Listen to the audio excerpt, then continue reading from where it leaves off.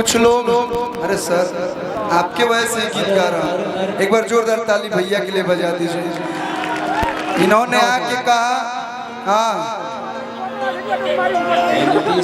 देखिए हम ये नहीं जानते हैं कि हमारा देश का मंत्री कौन है, हमारा राज्य का मंत्री कौन है, हमारा सांसद कौन है, लेकिन अगर भारत माता के ऊपर आँच आएगी तो मैं दावे के साथ बोलता हूँ कि साहबाद का एक एक लड़का भारत माता के लिए जरूर लड़ेगा।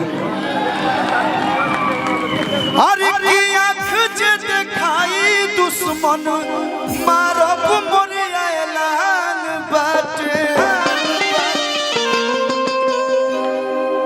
कुछ दिन पहले जो विश्वासघात जो हमारा पड़ोसी देश किया, हम खुल के बोलते हैं, क्योंकि ना मैं जातिवाद करता हूँ ना ही जिलावाद, हम एक ही चीज जानते हैं कि हम भारतीय हैं।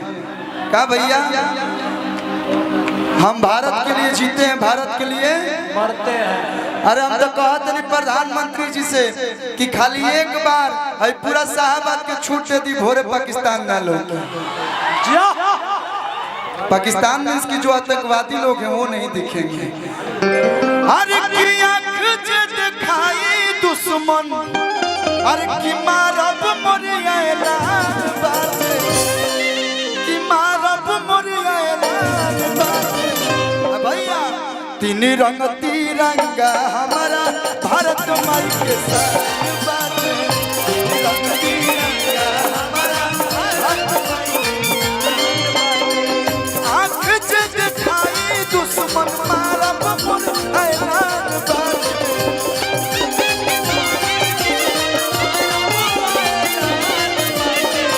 आँख जे दिखाई दुश्मन मारब मोरिया ऐलान बाटे। प्रेम से बोलो भारत माता की, भारत माता की, भारत माता की। तीन रंग तिरंगा हमारा भारत माई के साथ बाटे।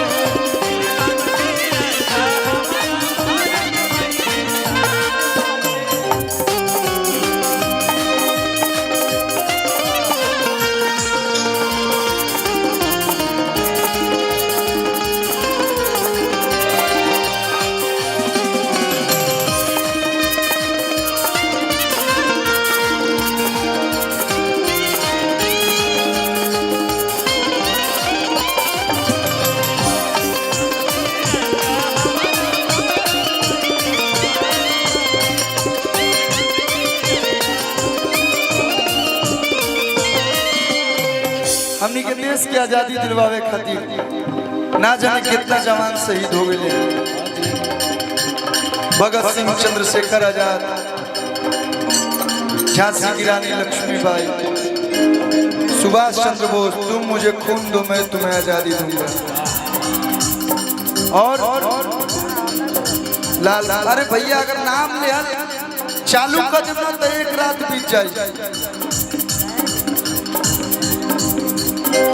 एक करे खातिर वीर कुंवर सिंह दुश्मन से लड़ी गई।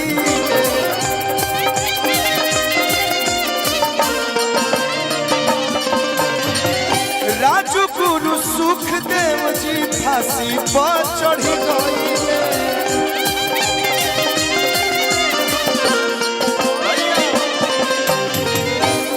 कि मंगल आजाद सुभाष के, मंगल आजाद सुभाष के बसल में जान बाटे। हिंदू मुस्लिम सिख ईसाई आपस में सब कि मंगल आजाद सुभाष जी के बसल में जान बाटे। तीन रंग तिरंगा हमारा भारत के साथ बाटे। और जाते जाते हम बहुत कुछ गा देंगे, अब आप लोग गाए लोग। हर करम अपना करेंगे ऐ वतन तेरे लिए। और लोग तो यहाँ पे बहुत थे, लेकिन जितने भी लोग हैं हम सभी से चाहेंगे कि एक बार भारत माता के जो भी जवान हमारे सरहद पर लड़ते हैं उन सभी के लिए अपने मोबाइल में आप लोग फ्लैश लाइट ऑन कर लीजिए। आप उनके साथ हैं, उनके सम्मान में जो अपनी जान की बाजी लगा के देश के बॉर्डर पर लड़ते हैं उन सभी के लिए, उन सबके परिवार के लिए चारों तरफ से आप लोग फ्लैश लाइट ऑन करके और साथ में गाना है दिल दिया है जान भी देंगे ऐ वतन तेरे लिए, दिल दिया है जान भी देंगे ऐ वतन तेरे लिए, हम जिएंगे और मरेंगे, हम जिएंगे और मरेंगे ऐ वतन तेरे लिए। अब आप लोग आइए।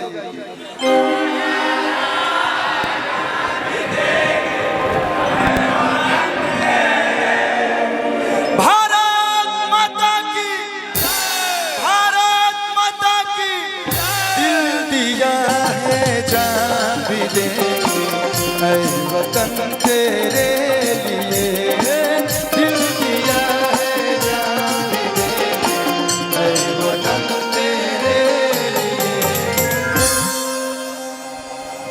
लड़का के चाचा दिनेश चौबे जी की तरफ से बहुत सारा प्यार और यह जोश हमने सब लोग के एक साथ बना के रखे के बाद।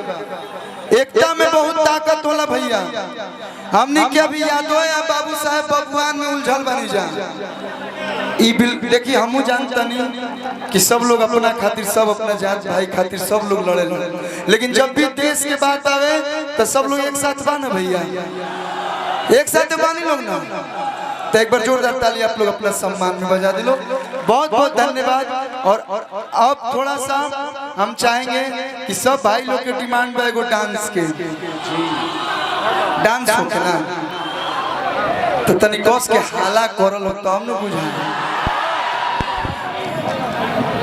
भारत माता की वो आजीवन बोलेंगे हम लोग।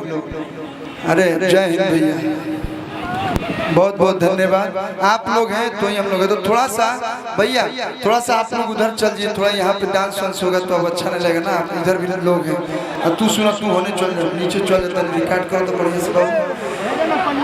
हाँ थोड़ा सा ही भाई हमें हमारा बड़े बनारस से चल के तनी इनका के जगह दे लोग आओ के आई हो 4 जने भर तो बाना क्या कि हीरा भैया मेरा आओ हरी हरी जुजरी नीली अब हरी और आओ आप पिया एगारह के बाद में तो और बात में क्लास सेल्फी अभी तू रुको 5 मिनट तू रुको, तू चल जाइबा तो हम जियब कैसे, हाय फाटल करे जवा के सियब कैसे। मत जी तू हमारा के जान तरह डिस्टर्ब पहले बड़ा ले जाके गर्लफ्रेंड के दिखा दियो ना आगे करी उतना बुझा।